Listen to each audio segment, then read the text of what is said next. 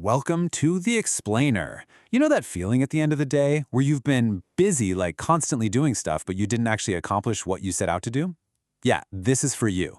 Today, we are going to build a really practical system to help you reclaim your focus from, well, the absolute chaos of our always online world.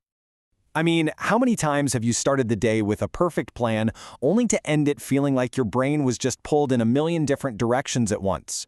It's not just you, I promise. This is pretty much the default state of modern work. Just think about it for a second. How quickly do you switch between tabs or apps? Well, research from UC Irvine, and this has been replicated for almost 20 years now, has an answer. And it's kind of shocking. On average, our on-screen attention span is now just 47 seconds. 47 seconds before we jump to something completely different. And every single time we make that switch, we pay this hidden mental tax. Scientists have a great name for it: attention residue. It's like a ghost of that last email or notification that just hangs around in your brain, and it's what makes it so incredibly hard to get back into that deep, focused state. Now, here's the good news, and this is really important. This isn't some personal failing. It's not a lack of willpower on your part. It's a systemic problem, right? It's caused by our digital environment. And because of that, it has a systematic solution we can actually work with. Okay, so let's get practical.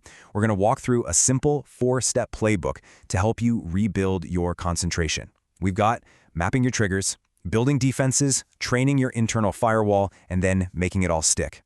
First up, we need to understand the battlefield. All right, step 1, map your triggers. This is all about gathering intel. I mean, before you can build any kind of defense, you first need a really clear map of what's actually stealing your attention in the first place. So, for the next, say, 3 to 5 days, your mission is simple. Just be an observer of your own digital habits. You're going to use the tools that are already built into your phone, screen time on iOS or Digital Wellbeing on Android, to just track what's happening in the background. And the key here, super important, is that the goal is clarity, not guilt. We're not judging ourselves. We're just noticing which apps are the noisiest, how many times you're actually picking up your phone, and maybe most important, how do you feel after, 10 minutes scroll on a specific app? Just observe it. That's it. Okay, so once you have that data on your personal triggers, we can move right into step 2, building external defenses. The whole idea here is to add just a little bit of deliberate friction between you and your biggest distractions. I love this way of thinking about it. Your attention is a budget. It's finite, and every single notification, every ping, every little red badge, that's a small withdrawal. The goal is to start approving those withdrawals intentionally instead of just letting them happen to you all day long. And this is the exact shift we're aiming for. We want to move from being in this constant reactive state, just getting slammed with interruptions, to a proactive focus state, where you engage with stuff on your schedule. What's really interesting is that some research shows that turning off all your notifications can actually backfire. It can increase your anxiety about missing something important. So a much more effective strategy is to batch them. Don't ban them. This way, you still get the info you need, but it's in these controlled doses, which, dramatically cuts down on the interruptions. And your phone actually has great tools for this. On iOS, it's called Scheduled Summary. On Android, you can use Focus Mode. These let you group all those non-urgent alerts into maybe 1 or 2 deliveries a day. Oh, and definitely turn off those little red notification badges. And finally, try creating a no-phone zone at your desk or dining table. Reclaim that physical space for actual thinking. Okay, so managing all those external pings and dings, that's half the battle. But the other half, and honestly the more powerful half, is training our internal response to that inevitable urge to just get distracted. And one of the most powerful and frankly simplest tools we have is our own breath. There is a huge body of research showing that slow, paced breathing is a direct line to calming your nervous system. It can literally shift you out of a state of stress or anxiety. Here's a super simple protocol you can try anytime. Just inhale slowly for about 4 seconds, and then have a longer, slower exhale for 6 seconds. If you repeat that for just 3 minutes, it can measurably increase your heart rate variability. That's a key biological marker that shows your nervous system is shifting from fight or flight to a state of calm and focus. Here's another great tactic. Create first, then consume. It's a simple rule. Before you dive into consuming emails or scrolling through feeds or reading the news, start your work sessions by creating something small.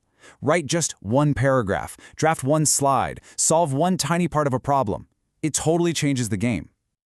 And the research backs up a couple of other brief practices too. For instance, just 8 to 10 minutes of daily mindfulness, focusing on your breath, has been shown to reduce mind wandering. Or try a short 10-minute journaling session. It can really lower your stress just by getting all those feelings of digital overwhelm out of your head and down onto paper.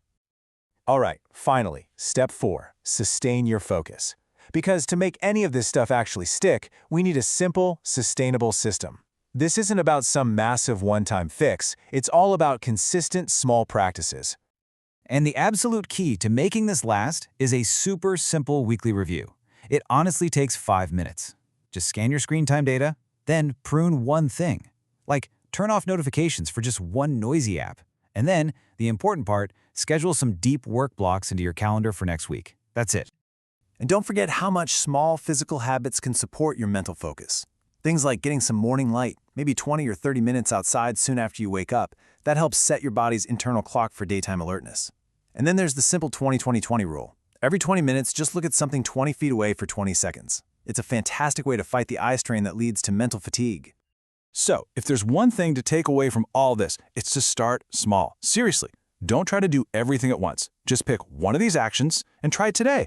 Maybe turn off badges for one app, or set up a notification summary, or just put a 3-minute breathing reset in your calendar right now. To help you put all this into practice, we've linked a full toolkit and a checklist for you in the description. Go check that out. And hey, we'd love to know, what's your #1 biggest digital trigger? That one app or notification that always gets you? Let us know down in the comments.